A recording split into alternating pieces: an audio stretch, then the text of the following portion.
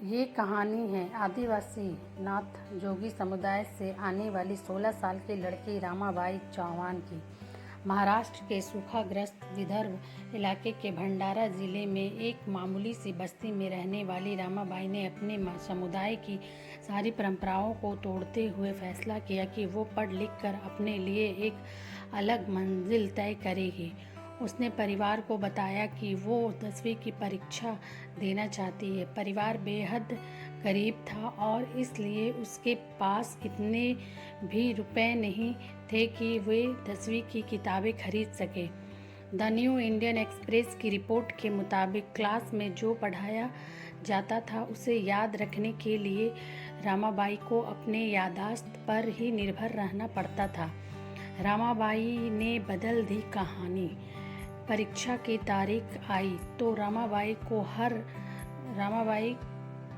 को डर लगने लगा। जो पढ़ा है उसने बिना किताबों के ही उसके भरोसे कैसे 10वीं की परीक्षा दे। ऐसे में उसके एक टीचर ने उसे हिम्मत बंधाई। उन्होंने रामाबाई से कहा, अगर वाकई आपने समुदाय के लिए कुछ करना चाहती हो तो बिना डरे परीक्षा दो। ये परीक्षा केवल 10वीं की परीक्षा नहीं बल्कि तुम्हारी ज़िंदगी में बदलाव की परीक्षा है।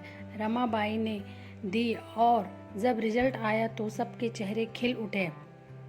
रामाबाई अपने आदिवासी समुदाय से 10वीं की परीक्षा पास करने वाली पहली लड़की बन गई। कई पीढ़ियों से भीख ही जिंदगी जीने का जरिया। रामाबाई की ये सफलता उनके पूरे समुदाय के लिए एक बड़ी प्रेरणा है। रामाबाई का नाथ जोगी समुदाय भीख मांगकर अपना गुजारा करता है।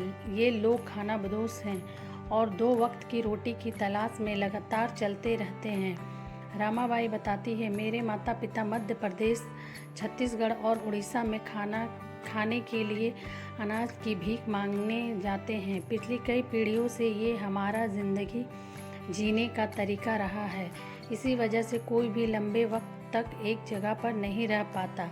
हमारे पास खेती की ज़मीन नहीं है और न ही दूसरे इलाकों में कामकाज करने के लिए किसी तरह की कोई ट्रेनिंग। इसी कारण हमारे लोग पूरी तरह से भीख मांगकर अपनी ज़िंदगी चलाते हैं। कार्तिक नाथ जोगी ने दी रामाबाई को प्रेरणा। रामाबाई की इस सफलता में सबसे बड़ी भूमिका निभाई कार्तिक नाथ जोगी ने। उसके गांव में ही रहने वाले कार्तिक के पास मराठी साहित्य और राजनीति विज्ञान में मास्टर डिग्री है। कार्तिक ने रामाबाई को समझाया कि पढ़ना लिखना उसके जीवन के लिए क्यों ज़रूरी है। कार्तिक बताते हैं, इस समुदाय में अक्सर लड़कियों की शादी कम उम्र में ही कर दी जाती है। मुझे अपने ऊपर तो गर्व है कि मैं पोस्ट ग्रेजुएट हो गया, लेकिन साथ ही इस बात का लेकर सबसे ज़्यादा परेशान हूँ कि आखिर कैसे अपने समुदाय को मुख्य धारा से जोड़ा जाए। और इसलिए अपने समुदाय के बच्चों को मैं प्रेरित करता हूँ कि वो पढ़ाई करें। 10-10 रुपये चंदा लेकर तैयार कर दिया स्कूल। कार्तिक के मुताबिक हमारे गांव के बच्चे अक्सर अपने माता पिता के साथ मांगने जाते हैं और पढ़ाई लिखाई के प्रति दिलचस्पी नहीं होती। बच्चों को घर पर छोड़ेंगे तो उनकी देखभाल कौन करेगा, और इसलिए ये उन्हें अपने साथ ले जाते हैं। नतीजा ये निकलता है कि बच्चे कभी पढ़ाई के बारे में सोच ही नहीं पाते। इस समस्या से लड़ने के लिए कार्तिक ने कई नेताओं के दरवाजे खटखटाए, लेकिन कोई मदद नहीं मिली। हालांकि कार्तिक ने हार नहीं मानी और अपने गांव के हर परिवार से 10-10 रुपये चंदा लेकर टीन सेट की कुछ कक्षाएं तैयार कर ली। चंदे की रकम से उन्होंने किताबें, कुर्सी, मेज़ खरीदे और अपने समुदाय के बच्चों को यहाँ पढ़ाना शुरू कर दिया। इसके बाद प्रशासन की तरफ से भी उन्हें मदद मिलनी शुरू हो गई।